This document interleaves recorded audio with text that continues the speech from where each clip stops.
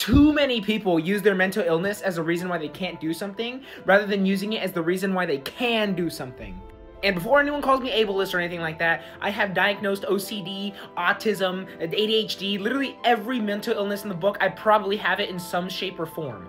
And I used to use my mental illness for every excuse ever, right? Oh, my sleep sucks. Oh, you know, it's because people with autism tend to have worse sleep. I have no friends. Well, it's because I can't read social cues. I wouldn't get out of bed. Oh, you know, it's because I actually have depression.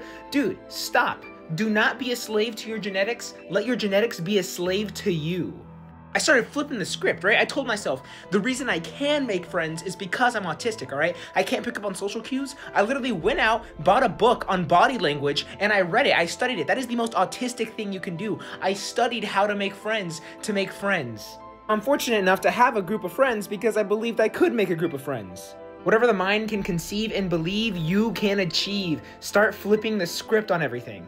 On top of that, if something is going wrong because of my mental illness, that makes me so happy because I can immediately diminish it and move on. Let me explain. If my routine is out of whack or something isn't a certain way, right, I start freaking out because I have OCD, right, I can tell myself, this is just OCD. It isn't real. Let me defeat my mental illness. It isn't real. It's OCD. This is fake. I'm losing to the boogeyman right now.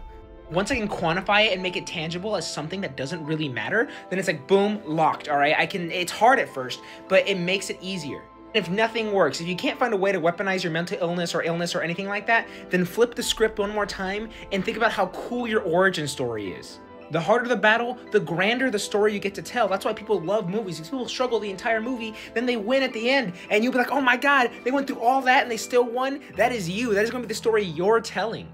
Think of whatever's stopping you as this villain that you have to defeat, and once you defeat it, that's the story you tell, like, oh my god, I did this. It makes it 10 times more impressive. You're the coolest guy in the world. And on top of all of this, right, even if it's harder for you, the people who play the game on hard end up being better at the game.